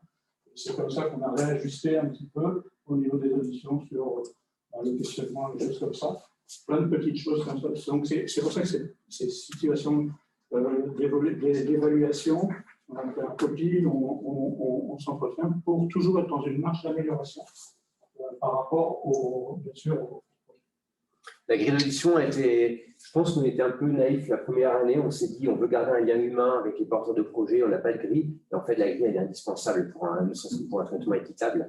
Donc, on s'est constitué on a constitué une grille pour le deuxième appel à projet, donc en 2022. Et on a intégré une chercheuse, il faut en avoir 2, mais une qui est tombée malade, au sein du jury, mais à nouveau à titre consultatif. On a dit, il faut à nouveau que seuls les patients aient une voix délibérative. Elle est extérieure, elle était au Québec, et donc elle a pu participer à distance. Donc ça, ce sont nos quatre perspectives. Je te laisse en dire. Alors bien sûr, dans le cadre de la recherche, la publication est particulièrement importante. Donc les patients participent à la publication. Ils ont même prennent des initiatives, des projets, etc. Ensuite, la sensibilisation, c'est tout ce qui gravite autour de la relation avec les chercheurs, avec les communautés. Amplifié parce que ce groupe-là, donc, je vous l'ai dit, on l'a réuni fin 2020.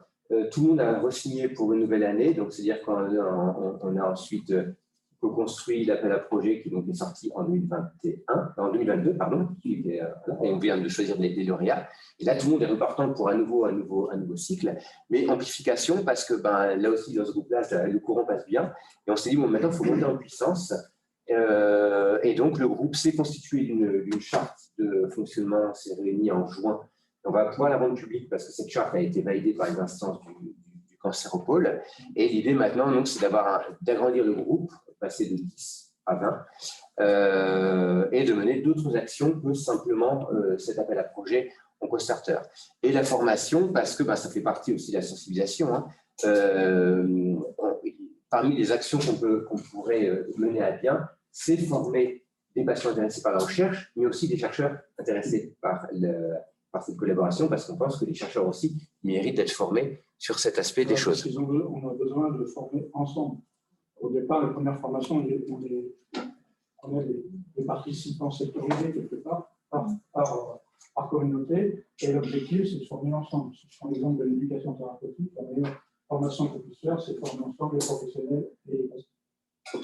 Et donc, juste une dernière chose, c'est que dans le recrutement, les patients qui vont venir s'intéresser et intégrer le groupe, donc quelqu'un qui va proposer un candidat, c'est Julien, c'est moi, c'est autre. Donc ils vont passer ils vont être présentés, et c'est le groupe qui va valider les candidatures. Donc on garde quand même une certaine sécurité par rapport aux patients qui pourraient arriver dans ces groupes. La charte précise qu'on fonctionne par cooptation. C'est un exemple. Donc ça, c'est la conclusion sur une espèce de... Enfin, on a tenté un petit pas de côté sur pourquoi, pour l'instant, en tout cas, il me semble que ce dispositif fonctionne. C'est que déjà, il répond à un besoin institutionnel. Hein. Il y a plusieurs textes qui incitent au partenariat patient. On a cité deux ici. Également parce qu'en fait, on est des acteurs extrêmement complémentaires. Le département qui est tout jeune, qui est ciblé patient, une vieille structure comme le Cancéropole, donc ce n'est pas pour le coup l'ADN de travailler avec les patients. Alors, c'est en train de changer, mais ce n'est clairement pas pensé comme ça à la base. Donc clairement, une complémentarité en termes de réseau, en termes d'approche. Peut-être que tu veux faire les deux points suivants. Miser sur la complémentarité des acteurs, c'est exactement ce qu'on a fait. Donc, on a signé une convention de partenariat. Nous, le département a été créé en décembre 2020. Et à date anniversaire, on a signé une convention de partenariat avec le Cancéropole, qui n'est pas une convention financière au sens du terme. C'est un rapprochement, c'est une complémentarité de compétences qui vont permettre de travailler ensemble. C'est ce qu'on fait en exemple de complémentarité. Bien sûr, on poursuit tous ces travaux par les copies pour l'évaluation, toujours faire évoluer le système. Parce qu'on ne s'arrête pas là. Hein. C'est un petit peu comme la loi n'est pas éternelle, heureusement. Et puis se donner des objectifs réalistes à court terme, parce que ce qui est important avec la recherche, c'est de pouvoir faire des choses, mais surtout éviter de faire ce qu'on ne peut pas faire, en fait, pour rester dans des mesures complètement sûres, voilà, pour ensuite monter en puissance, ce qu'on vient d'expliquer. Effectivement, je pense que si dès le départ, on avait dit on constitue un groupe de patients qui va venir mettre son nez partout dans tous les cas, etc., je pense que ça n'aurait pas fonctionné. Il fallait un projet très concret, à court terme, et pour que vous sentiez votre utilité aussi. Alors, la moindre décision, elle a un impact immédiat, quoi. Et je crois que c'est une petite bibliographie qu'on ne va pas lire ici. Et c'est bon. Merci.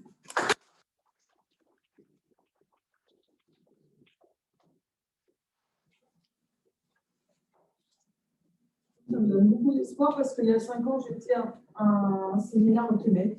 Super ce qu'ils font. Il y a des années-lumière de ça et tout. Et on posait les mêmes questions que ce que j'ai entendu là. Et là, je vois qu'en France, voilà, ça y est, avant, je suis contente. Il y a encore du chemin, quoi, mais ouais, c'est. Alors, ce que je voulais dire tout à l'heure, en fait, le premier facteur clé de la réussite de ce genre de projet, c'est la volonté médicale politique des établissements, la volonté médicale politique universitaire des établissements. Et ça peut fonctionner. On a la chance à Grenoble d'avoir le CHU, l'université, mais qui travaillent vraiment ensemble. Ce n'est pas sur le papier simplement, c'est concret. Et c'est pour ça qu'on a réussi, nous, à pouvoir monter des projets de ce type, je pense au département. Initialement, on a créé l'université des patients, et puis, pour des raisons démocratiques, ça s'est arrêté fin 2017, ça a été fait en 2014. Et après, justement, on est allé voir les doyens, on a dit qu'il fallait qu'on trouve un autre système, et c'est les doyens qui nous ont proposé de créer un département. Et là, on a un soutien indéfectible, donc il n'y a aucun problème. C'est pour ça que dans le bureau, on a aussi sollicité 2 directeurs du CHU pour pouvoir seulement travailler cet esprit de collaboration qui est vraiment très très ancien, dont la loi de 2002 a formalisé la démocratie sanitaire, a permis les droits des patients, l'évolution du système de santé. Et nous, on n'a pas attendu à Grenoble 2002. La première, pour vous donner un exemple d'association, l'AGLUC, l'association grenobloise pour les diurétiques chroniques, pour la dialyse, a été créée en 1974. On est rentré en 1974 dans le conseil d'administration, pas à titre décisionnaire, mais à titre consultatif, après la loi de 2002 qui a permis de passer à titre décisionnaire. Et c'est grâce à ces initiatives qu'ont pu être créées certaines structures. On parlait tout à l'heure des universités des patients. C'est exactement la même logique, en fait. Donc, je pense que ce qu'il faut, c'est développer cette collaboration, arrêter un petit peu ces pollutions intellectuelles qui ralentissent le système, des monopolisations, des choses comme ça. Nous, on a pris l'initiative de travailler ensemble, on y arrive très bien. Je pense que c'est par ça que c'est là que ça peut commencer. C'est là que c'est de très très belles avancées. Il y en a qui sont plus en avance que d'autres, Et en fait, c'est cette volonté, moi j'ai remarqué, ça fait 35 ans que je suis suivi pour une maladie, j'ai remarqué que s'il n'y a pas cette volonté, ça ne peut pas fonctionner. Est-ce que vous avez un écrit diffusable, genre moi je suis à Tours, je dis ben voilà ce qui se passe à l'autre bout de la France, et un écrit un peu synthétique, mais avec les arguments. Enfin, nous, on a, enfin, pour nous, hein, mais Clara, ils ont bien tout ce qu'il faut aussi. Nous, on a à votre disposition, on a un site internet, hein, qui est hébergé par le GIAS, vous allez sur le site de l'Université Grenoble, vous avez le département. On a un flyer à disposition, on a une brève aussi qu'on a rédigée. Une brève, enfin, une newsletter. Sur ce qu'on vous a présenté aujourd'hui, il n'y a pas directement d'écrit, mais ça fait partie justement de la valorisation. C'est une des 4 icônes. Il faut, voilà, on communique aujourd'hui, on sait que vous allez publier un truc sur cette démarche-là. On peut évidemment vous envoyer des slides si ça peut vous Les slides sans vous, enfin, vous dites plein de choses à l'oral, les slides ne suffiraient pas pour quelqu'un qui a juste écrit, mais un truc synthétique. Mais après, on peut aussi, avec Zoom, justement, s'il y a besoin de venir défendre notre projet, on peut venir partager notre expérience. Moi, je suis intervenu à Tours au mois de juin dans un colloque. Si il y a besoin, on peut se déplacer, on peut. J'avais déjà. Non, mais on a. Voilà, on peut faire Zoom, on peut se déplacer. S'il y a besoin de présenter, il y a des personnes de Bretagne aussi qui nous ont demandé, pas encore, qui sont dans la recherche de structures. Donc, il y a des universités, il y a des structures. Nous, on peut vous présenter le département, on peut faire grand plaisir. Juste une question, là, donc c'était très axé cancéropole et projet. Donc justement, le partage a-t-il été fait avec les autres cancéropoles, par exemple, sur votre expérience, ou pas encore? Alors, comme tu le sais, on est en période de relabellisation des cancéropoles. Dans le dossier de labellisation, ils ont demandé à ce qu'on fasse une partie sur la démocratie en santé. Et ils ont clairement dit au cancéropole, regardez ce qui se fait déjà. Et donc, à APACA, il y avait déjà une charte, parce que lorsqu'ils ont inclus un patient dans leur conseil scientifique de mémoire. Et donc, cette charte dont je vous ai parlé, qu'on a adoptée en juin, l'INCAM a dit diffuse-la à tous les cancéropoles. Donc, on sent qu'il y a une volonté là de l'INCA de faire diffuser les bonnes pratiques. Les bonnes pratiques, plutôt les pratiques. Oui, pratiques. Il y a des échanges avec le Sud-Ouest aussi. Oui, il y a le groupe du 13, évidemment. Ouais. Excuse-moi.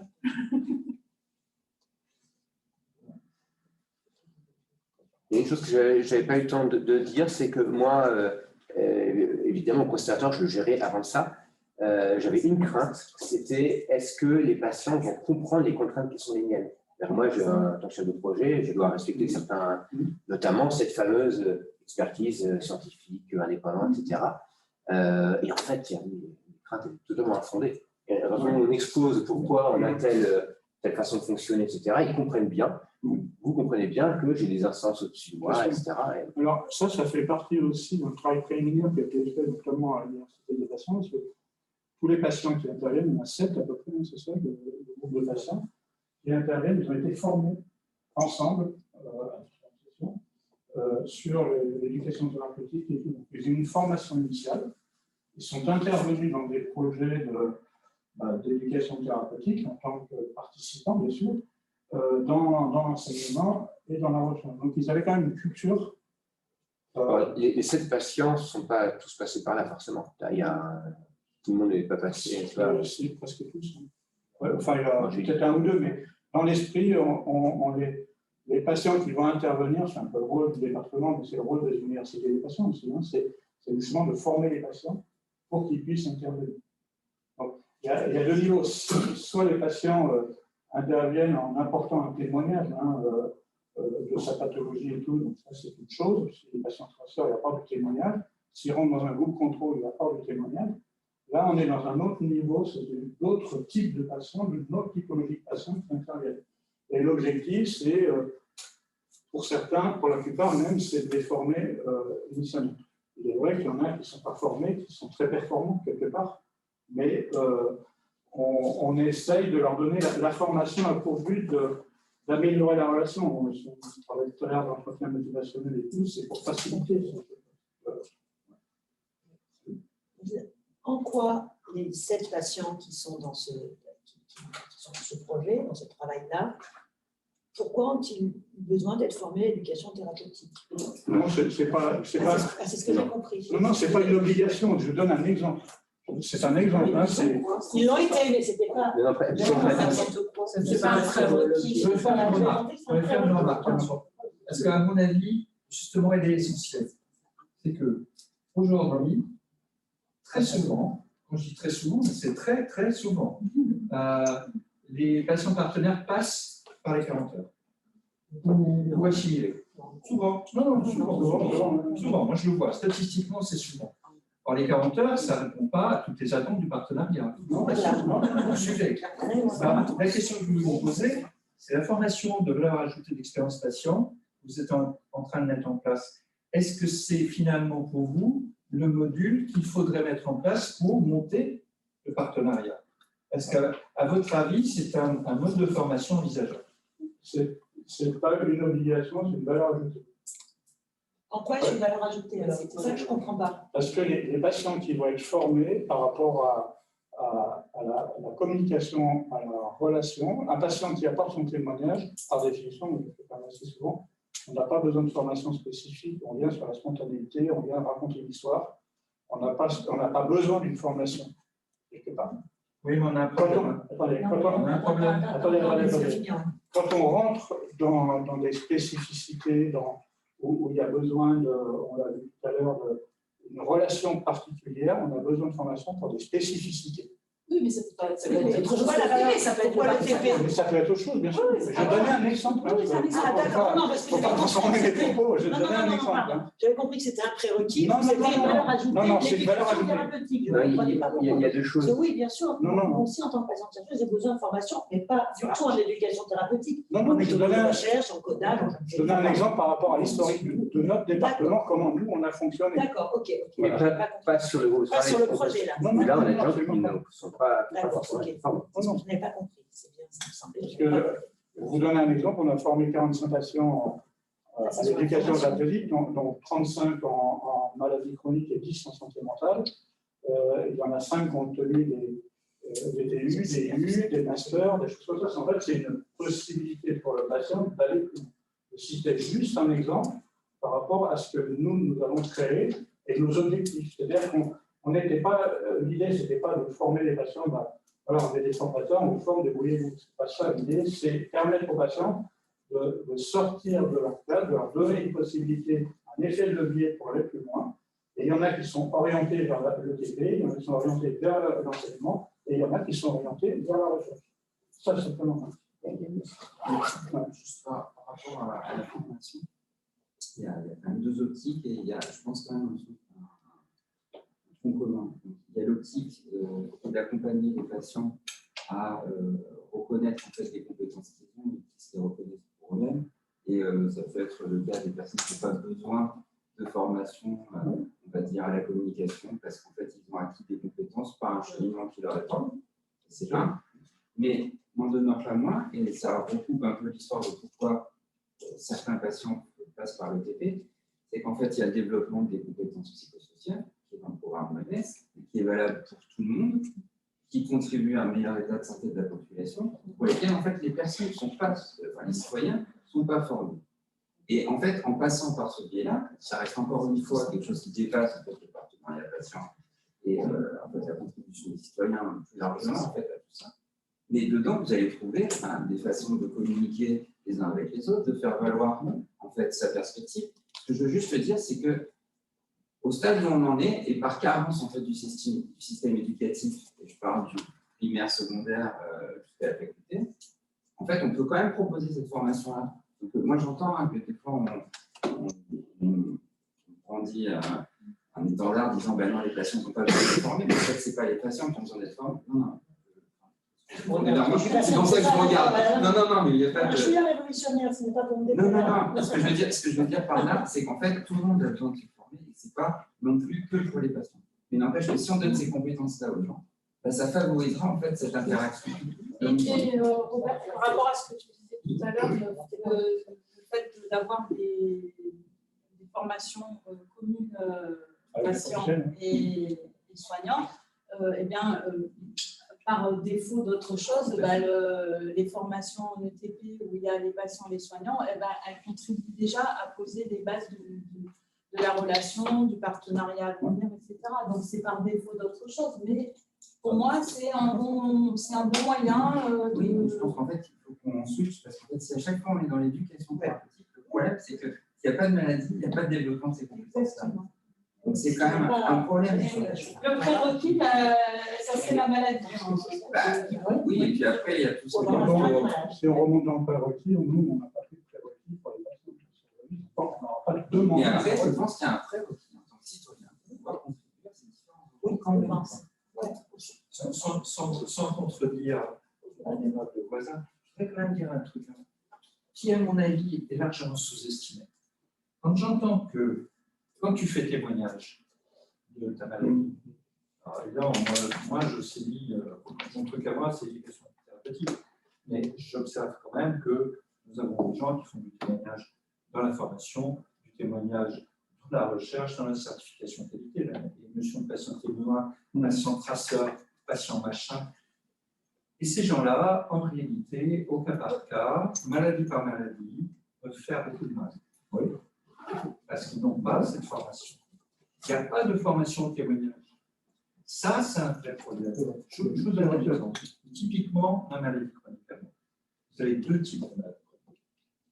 Eh bien, je suis tombé sur des gens, j'ai accompagné des gens, c'est mal terminé, qui disaient, moi, je suis de tel type de la maladie, et je vais vous dire à vous qui êtes de l'autre type de la maladie, ce qu'il faut faire. D'accord? Sans prendre le recul nécessaire. On parle d'éthique, là.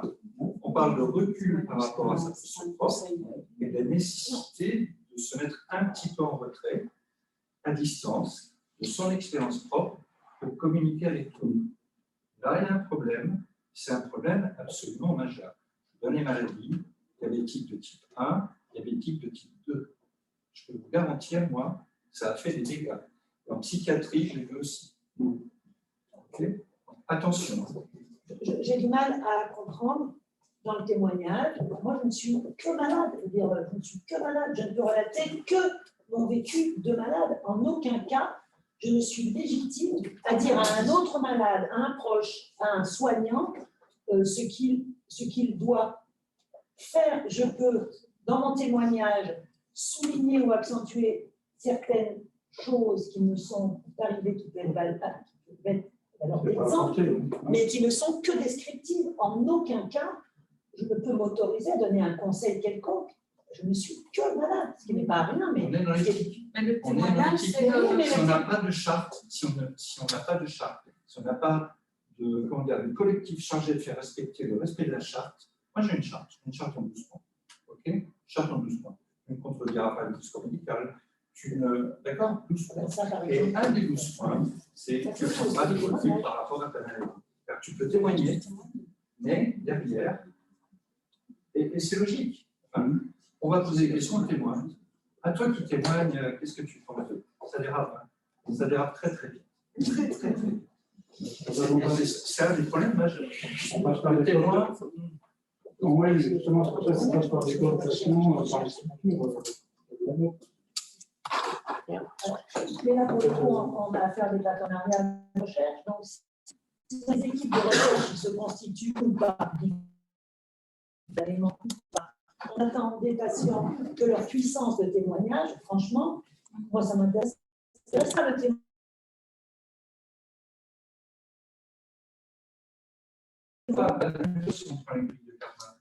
Si tu es dans le modèle de Montréal. Ah, d'accord, le modèle de Montréal. Montréal modèle, comme disait François. Moi, je trouve ça beau. Désolé.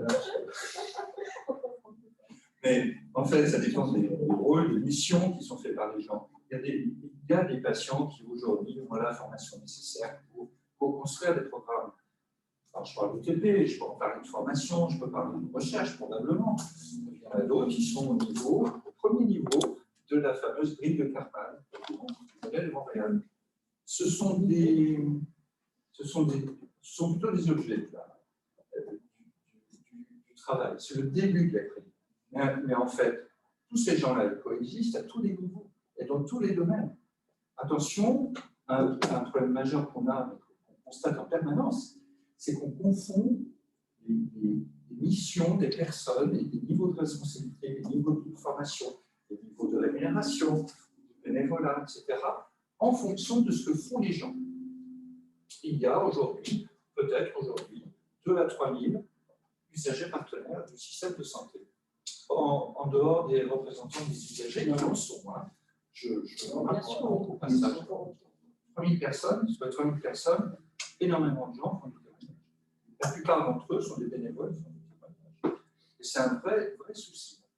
Parce que derrière, la manipulation existe. Et après, moi je trouve que par rapport à la recherche, le témoignage il est complètement initial à la recherche. Dire moi je vais mieux parce que j'ai fait ça. Alors il ne faut pas que ce soit vu comme il faut du coup plus faire comme les médecins disent, mais il faut faire ça. Et de dire bon allez on recherche quoi. On va voir. Mais moi je pense que pour mon cas, je ne vais pas parler des autres que je ne connais pas, avec qui j'ai peu échangé, parce que je ne connais que Nadège qui est co-patiente dans mon projet, on échange souvent. Non mais voilà, il n'y a pas de communauté de patients-chercheurs. Moi, il me semble que j'ai pu m'engager et co-construire à mon niveau. Hein. Encore une fois, je ne suis pas un chercheur en sciences sociales, je ne le revendique pas. Je reste patiente, experte, parce que je pense que j'ai un savoir, je revendique le type d'expert par rapport au savoir. C'est une position beaucoup politique.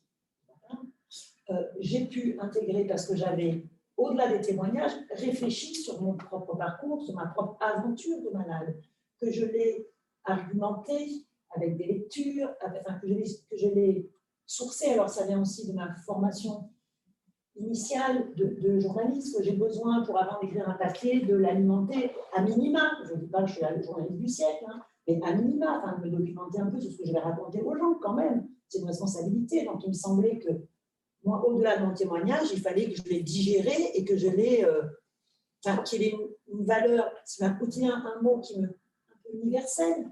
Sinon, il n'a pas d'intérêt en recherche. Donc, en fait, oui. on sait que vous l'avez. Oui. Tout le monde n'a pas fait. Mais non, mais tout le monde, parce que c'est tout le monde. Tout le monde ne peut pas être patient-chercheur, tout le monde ne peut pas faire d'éducation.